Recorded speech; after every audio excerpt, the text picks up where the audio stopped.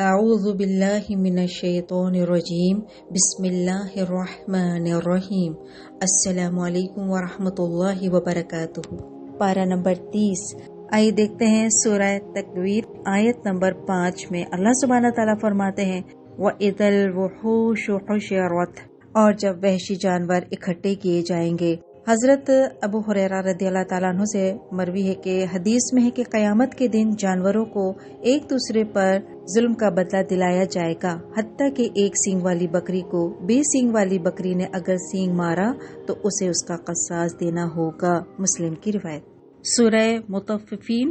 آیت 14 میں اللہ سبحانہ تعالیٰ فرماتے ہیں کلا بل ران علی قلوبہم ما کانوا یکسبون، ہرگز نہیں بلکہ زنگ لگا دیا ہے ان کے دلوں پر اس نے جو تھے وہ کماتے، یعنی جو وہ عمل کرتے۔ حضرت ابو ہریرہ رضی اللہ تعالیٰ عنہ سے روایت ہے کہ نبی صلی اللہ علیہ وآلہ وسلم نے فرمایا بندہ جب کوئی گناہ کرتا ہے تو اس کے دل پر ایک سیاہ نقطہ پڑ جاتا ہے، پھر اگر وہ گناہ چھوڑ دے تو اس کا دل صاف ہو جاتا ہے، اگر وہ دوبارہ گناہ کرے گا تو نقطہ بڑھ جائے گا اور بڑھتے بڑھتے دل پر چھا جائے گا، ترمذی کی روایت۔ سورہ ضحیٰ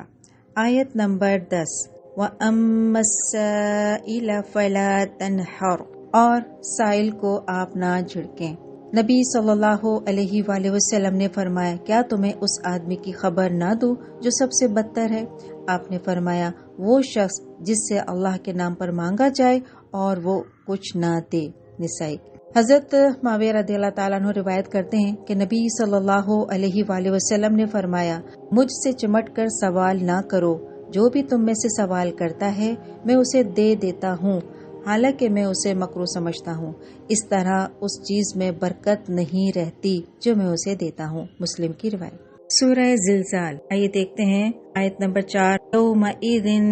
تحدث اخبارها، اور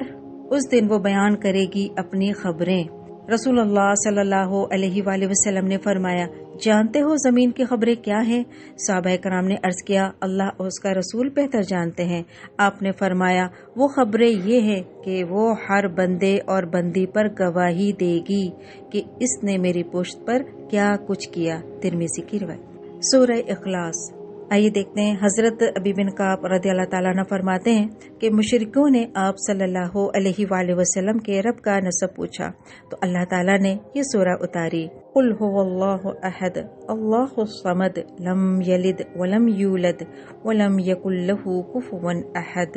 کہہ دیجئے وہ اللہ ایک ہے، اللہ بے نیاز ہے، نہیں ہے اس نے کسی کو جنا اور نہ ہی وہ خود جنا گیا اور نہ ہی اس کا کوئی ہمسر۔ معوذات حضرت عائشہ رضی اللہ تعالیٰ عنہا فرماتی ہیں کہ نبی صلی اللہ علیہ وآلہ وسلم مرض الموت کے دوران معوذات یعنی سورہ اخلاص، سورہ فلق اور سورہ ناس پڑھ کر اپنے اوپر دم کرتے، پھر جب بیماری شدید ہوئی تو پھر میں معوذات پڑھ کر آپ پر پھونکتی اور اپنے ہاتھ کے بجائے برکت کے لیے آپ ہی کا ہاتھ آپ کے جسم پر پھیرتی، بخاری کی روایت۔ آج کی احادیث اور آیت میں ہم نے دیکھا کہ بندوں کے ساتھ ساتھ جانوروں کا بھی وہاں پر عدل یعنی انصاف کیا جائے گا، پورا بدلہ دیا جائے گا، اور پھر کمائی کی بات ہوئی کہ جو بھی ہم عمل کرتے ہیں گناہ کا تو وہ ہمارے دل میں سیاہ نقطہ پڑ جاتا ہے، اور اگر اس کی ہم صفائی نہ کریں تو وہ بڑھتے بڑھتے پورا دل پہ چھا جاتا ہے، تو ہمیں اس سے بچنا ہے، گناہ سے بچنا ہے، ہو جائے تو اللہ سے توبہ کرنی ہے۔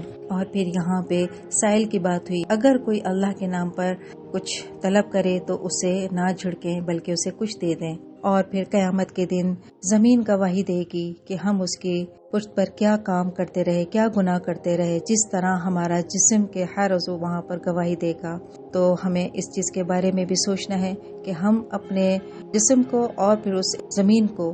گناہوں سے پاک رکھیں۔ اور پھر آخر میں معوذات یعنی سورہ اخلاص، سورہ فلق اور سورہ ناس، اس کو پڑھ کے ہمیں دم کرنا ہے۔ معوذتین، سورہ فلق اور سورہ ناس،